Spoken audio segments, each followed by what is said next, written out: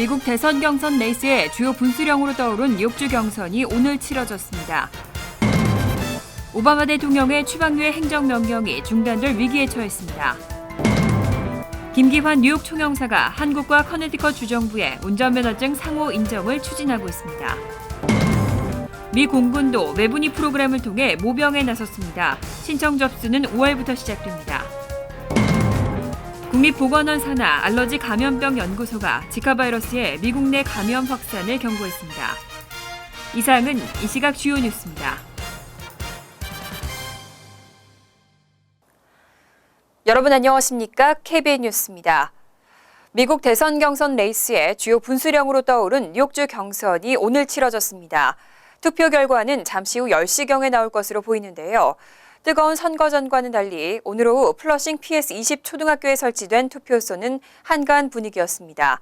정세진 기자가 보도합니다. 플러싱 다운타운에 위치한 PS20 초등학교 투표소. 전국적인 주목을 받고 있는 선거지만 투표소 분위기는 조용하기만 합니다. 플러싱을 지역구로 하는 롱킴 뉴욕주 하원 의원은 오늘 오후 2시경 투표소를 찾아 이번 뉴욕주 경선의 중요성을 다시 한번 강조했습니다.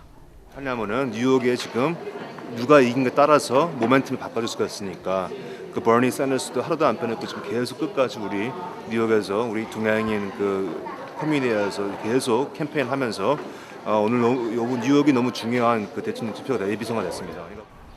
투표소 곳곳에는 한국어로 안내 표지판이 설치되어 한인들의 투표 참여를 도왔으며 필요한 경우 한국어 통역도 제공됐습니다.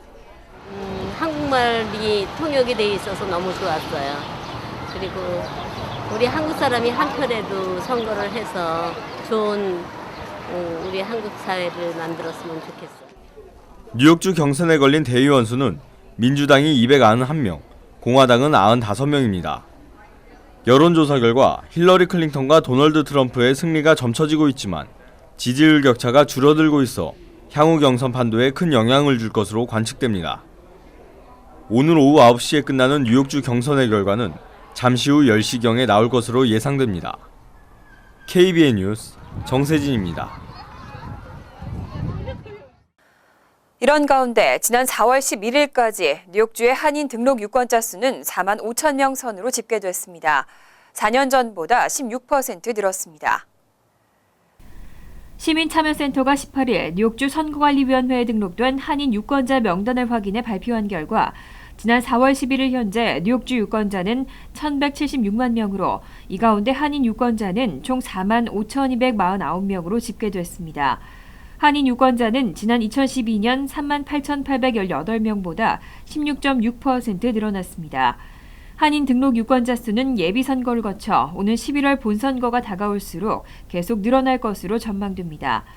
이로 인해 올해 미 선거에서 한인 투표자 수 증가를 통한 정치력 신장이 이루어질지 주목되고 있습니다.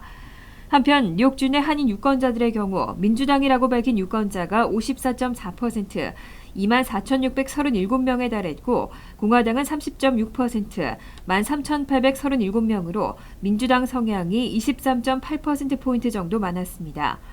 지역별로는 민주당의 경우 퀸즈 카운티 한인 유권자가 11,871명으로 가장 많았고 맨하탄과 나소 카운티, 브루클린이 뒤를 이었습니다. 공화당도 퀸즈 카운티 한인 유권자가 2,259명으로 가장 많았습니다. 연령별로는 30대가 8,199명으로 1위, 이어서 40대, 50대, 70대 순이었습니다. 18일 연방대법원이 이민개혁 행정명령과 관련해 첫 구두 변론을 실시했습니다. 찬반 양론이 4대4로 팽팽하게 갈렸는데요.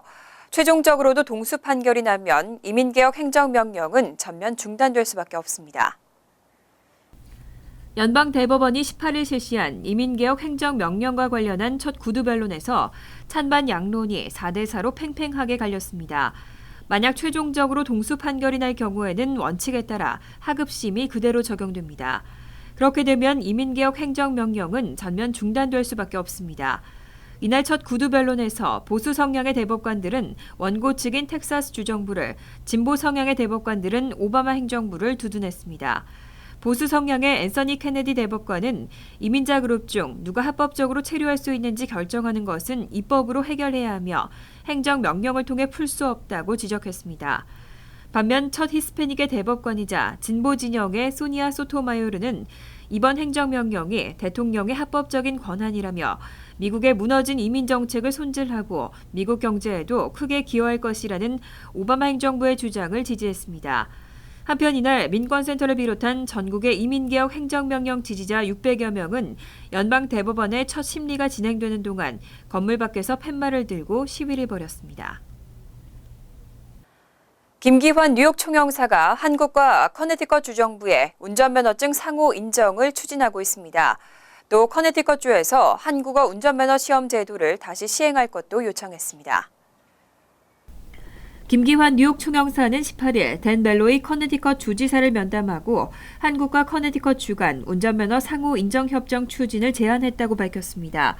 한국과 커네티컷 간 협정이 맺어지면 한국 운전면허 소지자는 별도의 시험 없이 시력검사 등 간단한 절차만 거치면 커네티컷 운전면허증을 취득할 수 있습니다. 또 커네티컷주에 거주하는 한인들도 한국에서 간단한 절차를 거친 후 미국 운전면허증으로 한국 운전면허증을 발급받을 수 있습니다. 김 총영사는 또 이날 멜로이 주지사에게 지난 2015년까지 커네티컷주에서는 운전면허 시험을 한국어로 치를 수 있었다며 한국어 운전면허 시험 제도를 다시 시행할 것을 요청했습니다. 이에 대해 멜로이 주지사는 실무진을 통해 실행 방안을 검토하도록 하겠다고 밝혔습니다. 커네티컷주와 협정이 체결되면 한국 운전면허를 인정하는 18번째 주가 됩니다. 하지만 미 동부에서 한인이 가장 많이 거주하는 뉴욕과 뉴저지는 지난 2001년 발생한 9.11 테러의 영향으로 어떤 국가와도 운전면허 상호 인정 협약을 체결하지 않고 있습니다. 외국인 모병 프로그램인 매분이에 대한 한인들의 관심이 날로 높아지고 있습니다. 특히 최근에는 육군에 이어 미 공군도 매분이를 통해 공군이 된 한인들의 사례를 공개하면서 모병에 나섰습니다. 미 공군 특수전 교육대는 매분이를 통해 공군이 된 한인 등의 사례를 소개하며 매분이 프로그램을 홍보하고 모병에 나섰습니다. 공군 특수전 교육대는 홍보에서 애너하임에 있는 고등학교에 다니면서 10학년 때부터 매분이를 준비한 엄씨의 사례를 소개했습니다. 엄씨를 비롯한 매분이는 공군 특수작전 사령부 등에서 통번역 등의 업무를 하고 있습니다. 매분이는 한국어, 프랑스어 등 특정 언어를 할 줄 아는 비민 합법 체류 비자 소지자를 대상으로 하고 언어시험과 체류 신분 및 신원 확인을 거쳐 될 수 있습니다. 기초 군사훈련을 수료하면 공군의 경우는 공군 특수전 교육대에 배치돼 교육을 받게 되고 2개월가량의 훈련 과정을 마치면 시민권을 받을 수 있습니다. 공군 특수전 교육대 언어문화센터 측은 5월부터 신청 접수를 받고 면접을 시작할 계획이라며 한인들의 관심과 지원을 당부했습니다. 자세한 내용은 미 공군 웹사이트에서 확인할 수 있습니다. 국립보건원 산하 알러지 감염병 연구소가 지카 바이러스의 미국 내 감염 확산을 경고했습니다. 일부 보건 전문가들은 임신을 계획 중인 여성들에게 당분간 임신을 미루는 것이 안전하다고 권고하고 있습니다. 국립보건원 산하 알러지 감염병 연구소는 17일 모기 창궐 시즌이 다가옴에 따라 올여름 미국에서도 지카 바이러스 감염자가 나올 가능성이 굉장히 크다고 경고했습니다. 또 두려움에 떨 필요는 없지만 개개인이 의식적으로 주의하고 예방하는 것이 무엇보다 중요하다고 강조했습니다. 하지만 임신을 미루는 것이 안전하다는 지적에 대해서는 보건 전문가들의 의견이 엇갈리고 있습니다. 뉴욕타임즈는 최근 이와 관련해 당사자들이 판단할 문제라고 보도했습니다. 반면 일부 보건 전문가들은 임신 기간인 10개월 동안 임신부가 모기에 노출되지 않은 것은 불가능하고 백신 개발이 더디다는 것 등을 반대 이유로 지적하고 있습니다. 한편 지카 바이러스 퇴치를 위한 예산 편성은 긍정적입니다. 지난 13일 공화당 하원 의원들은 지카 바이러스 퇴치를 위해 백악관이 요구하는 예산 19억 달러를 승인하겠다고 밝혔습니다. 또 뉴욕시장실은 18일 성명을 통해 지카 바이러스 예방을 위해 방역 시스템을 강화한다고 발표했습니다. 뉴욕 주정부가 일주일 동안 대대적인 교통법규 위반 단속에 나섭니다. 일명 빈자리 없애기 캠페인인데 교통사고로 학생들이 프롬이나 졸업식에 참석하지 못하고 빈자리가 생기는 일을 방지하자는 취지입니다. 뉴욕 주지사실은 18일부터 22일까지 일주일 동안 빈자리 없애기 캠페인을 전개한다고 밝혔습니다. 빈자리 없애기 캠페인은 학생들이 교통사고로 목숨을 잃거나 부상을 당해 프롬이나 졸업식에 참석하지 못해 빈자리가 생기는 일을 방지하자는 취지를 담고 있습니다. 이 캠페인은 주 경찰과 각 지역 경찰이 함께 참여하며 주지사실 직속 교통안전위원회도 각 지역 학군과 학교, 교통국 등과 함께 안전운전 홍보 활동을 진행하게 됩니다. 이에 따라 앞으로 일주일 동안 각 지역 고교 주변에는 경찰의 순찰이 강화될 예정입니다. 특히 18일에는 각 학교 주변에서 과속 차량 집중 단속이 펼쳐졌고 19일에는 안전벨트 착용과 어린이 카시트 사용 여부 등을 집중적으로 단속했습니다. 20일에는 운전 중 휴대전화 사용이나 문자 행위를 집중 단속하고 21일에는 스쿨버스 안전규정 준수 여부에 대한 단속 활동이 전개됩니다. 또 금요일인 22일에는 미성년자 음주운전과 마약 복용 상태로 운전하는 행위에 대한 감독이 진행될 예정입니다. 2016년도 1사분기 뉴욕시 전체 범죄율이 5% 넘게 증가했습니다. 특히 퀸즈 플러싱과 베이사이드의 범죄 발생률이 크게 증가했는데요. 뉴욕시경은 전체 범죄율은 늘었지만 강력범죄들은 현저히 감소했다고 밝혔습니다. 뉴욕시경이 최근 발표한 2016년 1사분기 범죄 발생 통계를 분석한 결과 올해 1월 1일부터 4월 10일까지 뉴욕시 전체 범죄율은 지난해보다 5.02% 증가했습니다. 퀸즈 플러싱을 관할하는 백구경찰서에서는 올해 1사분기 동안 전체 범죄율이 6.14% 증가했습니다. 항목별로 보면 강도는 지난해 35건에서 54건으로 54.3% 늘었고 절도 역시 지난해 63건에서 올해 89건으로 41.3% 급증했습니다. 지난해 전무했던 성폭행도 올 들어 같은 기간 1건이 발생했습니다. 또 베이사이드를 관할하는 111경찰서에서는 올해 1사분기 전체 범죄율이 지난해보다 무려 27.66% 증가했습니다. 지난해는 한 건도 없었던 살인사건이 올해 한 건으로 늘었고 절도사건은 56건에서 57건으로 1.8%, 중절도는 98건에서 134건으로 36.7%가 증가했습니다. 뉴욕시경은 전체적인 범죄율 증가 원인에 대해 올해 지하철 내 폭행이나 중절도 등의 경범죄 사건이 이례적으로 급증했기 때문이라고 분석했습니다. 하지만 살인범죄는 올해 73건으로 역대 최저치, 또 총기 관련 사건 등 다른 강력범죄도 현저히 감소하고 있다고 설명했습니다. 정준호 변호사가 속해 있는 스와이처 법률그룹은 지난 2012년 뉴욕시 건설 현장에서 발생한 노동자 추락사고 피해자의 상해 소송을 맡아왔습니다. 그리고 지난 8일 드디어 중재 판결에서 총 450만 달러의 보상금을 받아내 화제가 되고 있습니다. 스와이처 법률그룹이 뉴욕시 건설 현장에서 발생한 노동자 추락사고 피해자의 상해 소송에서 총 450만 달러의 보상금을 받아냈습니다. 스와이처 법률그룹은 지난 2012년 4월 17일 뉴욕시 건설 현장에서 추락해 중상을 입은 33세 남성 노동자에 대한 상해 소송을 약식 판결로 진행해왔습니다. 그리고 지난 8일 중재 판결을 통해 450만 달러의 보상금 합의에 도달했다고 밝혔습니다. 스와이처 법률그룹 측은 공사업체가 사고 피해자의 철거 작업 당시 안전한 작업 환경을 제공하지 않았고 안전장치를 제공하지 않았다는 사실을 주장했습니다. 이에 공사업체 측은 원고가 사다리를 제대로 설치하지 않고 올라간 것이 유일한 사고 원인이라고 주장해왔습니다. 하지만 법원은 피고인 공사업체 측의 주장에 대해 설득력이 없다며 원고 측의 주장을 받아들였습니다. 스와이처 법률그룹은 원고가 사고 이후 왼쪽 손목 골절로 인한 접합수술, 디스크 통증 회복 수술 등을 받았고 이에 대한 진료비와 장기간 실직으로 인한 피해 보상을 강력히 요구한 것으로 알려졌습니다. 잠시 후 KBN 뉴스가 계속됩니다.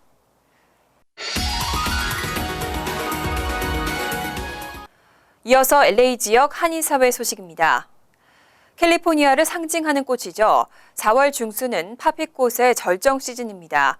그런데 LA 북쪽 랭캐스터에 위치한 파피꽃 보호구역에서는 계속되는 가뭄으로 6년째 꽃을 보기가 힘들어졌습니다. 지금 보고 계신 꽃이 캘리포니아를 대표하는 주화, 파피꽃입니다. 오렌지색 양귀비 꽃으로 한인들에게도 익숙한 이 꽃은 LA 북쪽 랭캐스터에 주정부가 지정한 보호구역에 서식하며 주로 3월과 4월에 만발하는 것으로 유명합니다. 하지만 보호구역 관리소 측에 따르면 파피꽃은 2010년부터 겨울철 강우량 부족으로 꽃의 양이 크게 줄었으며 꽃이 피는 시기도 일정하지 않아 1, 2주 만에 져버렸습니다. 또 파피꽃은 겨울철 강우량과 봄철 기온의 영향을 많이 받는데 올해는 엘니뇨의 영향으로 많은 양의 꽃이 필 것으로 예상됐지만 비가 오는 타이밍이 너무 늦었다는 게 관리 당국의 설명입니다. But it only lasted about 2 or 3 weeks because we haven't had the rain that we need. So the El Nino that was promised us this year, where everybody was so excited about it, we didn't get it here. 한편 파피꽃은 1816년 러시아 자연과학 탐험대가 발견했으며 캘리포니아주에서는 1903년도에 주 꽃으로 지정해 정부가 서식지를 관리하고 있는 것으로 알려졌습니다. 월드리포트입니다. 아프리카에서는 아직 수많은 아이들이 마녀 사냥이라는 명목으로 희생되고 있습니다. 마녀로 찍힌 아이들은 가족과 주민들에게 버림받고 심하면 죽임을 당하고 있는데요. 나이지리아에서는 마녀로 찍힌 2살배기 아기가 굶어 죽기 직전에 구조됐습니다. 지난 1월 나이지리아의 한 시골 마을. 뼈가 앙상하게 드러난 아이가 헐벗은 채 거리를 떠돕니다. 다리 힘이 풀려 주저앉기도 하지만 주변에선 고함을 치거나 웃기만 할 뿐 누구 하나 도와주지 않습니다. No one is feeding the child? Yeah, no mother, no father. No mother, no father. 겨우 2살밖에 안 된 아이는 거리에서 쓰레기를 뒤지며 하루하루 연명하고 있습니다. 이른바 마녀로 낙인 찍혀 부모조차 돌보지 않는 겁니다. Drengen er blevet beskyldt for at være en heks. Vi ved overhovedet ikke, hvem der har beskyldt ham for at være en heks. Vi ved bare, at han er blevet efterladt af forældrene. 심하게 여인데다 뱃속에 기생충이 들끓어 며칠만 구조가 늦었어도 목숨을 잃을 뻔했습니다. Ja, du skal med mig. Nu skal du ikke være her længere. Men du skal med mig. 죽음의 문턱에서 살아난 아이는 희망이라는 이름을 얻었고 몇 달 사이 건강도 몰라보게 좋아졌습니다. 희망이처럼 아프리카에는 마녀 사냥에 희생된 아이들이 한둘이 아닙니다. 지난 10년 동안 나이지리아에서만 마녀로 몰린 아이들이 15,000명. 흑인이면서 피부가 하얀 알비노 환자들도 일종의 마녀 사냥에 의해 끊임없이 희생되고 있습니다. 마녀 사냥은 아프리카 토착 종교에서 비롯됐는데 사람들 중에는 가난이나 질병, 불행을 불러오는 마녀가 존재하고 성직자들은 마녀를 가려낼 수 있다는 미신에서 출발합니다. Why would you believe that they're witches? God has spoken through the mouth of the prophet. 마녀로 찍힌 아이들은 가족과 주민들에게 온갖 고문을 당하고 심지어 살해되기도 합니다. If you are not here, there's a possibility of them being thrown into the river, or being buried alive, or being stabbed to death. 희망이를 계기로 전 세계에서 12억 원의 성금이 답지하는 등 관심이 높아진 만큼 이번에야말로 마녀 사냥을 뿌리 뽑기 위해 국제사회가 행동에 나서야 한다는 목소리가 커지고 있습니다. 간추린 소식입니다. 퀸즈 플러싱 한인타운 일대에 소외권 위조 지폐가 나돌고 있습니다. 위조 지폐는 주로 $20짜리로 주말 점심, 저녁 식사 시간 등 붐비는 시간대를 골라 사용하고 진짜 지폐와 구분이 어려울 정도로 흡사한 것으로 알려졌습니다. 또 팁으로 사용하거나 다른 지폐와 함께 섞어 계산하기 때문에 피해가 늘고 있는 실정입니다. 한편 통상적으로 발견되는 위조 지폐 유통량은 발견량의 20배나 되는 것으로 알려졌습니다. 버팔로 뉴욕 주립대로부터 합격 통보를 받은 5,000명의 학생들이 잘못된 합격 이메일을 받은 것으로 확인돼 학교 측이 급히 수습에 나섰습니다. 버팔로 뉴욕 주립대는 현재 최종 합격자를 선별하기 위한 지원서 검토 작업 중에 있으며 22일 최종 합격자를 발표할 것이라고 덧붙였습니다. 따라서 실수로 합격 통보 이메일을 받은 학생이 여전히 최종 합격이 될 수도 있다는 게 학교 측의 설명입니다. 의료제도 개선을 위한 비영리단체 카이저 패밀리 재단이 조사한 보고서 내용에 따르면 뉴욕주 내 무보험자 수가 152만 명에 달하는 것으로 조사됐습니다. 이는 주민 10명당 0.8명꼴로 미 전역에서 5번째로 많은 것으로 랭크됐지만 비율로만 따지면 전체에서 17번째로 낮은 수준입니다.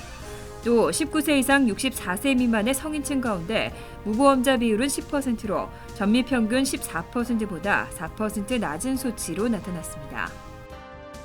지난 15일 끝난 뉴욕주 표준시험 거부율이 지난해보다 다소 높아질 수 있다는 전망이 나왔습니다. 표준시험 거부 단체인 유나이티드 투 카운트 더 코어는 올해 표준시험 거부율이 25%를 웃돌 것으로 예측했습니다. 또 표준시험 옹호 교육단체인 하이 어치브먼트 뉴욕은 작년과 같은 20%가량이 될 것으로 추산했습니다. 현재 뉴욕주 교육국은 공식적으로 학생들의 표준시험 거부율 수치를 공개하지 않은 상태입니다. 환율과 증권 소식입니다.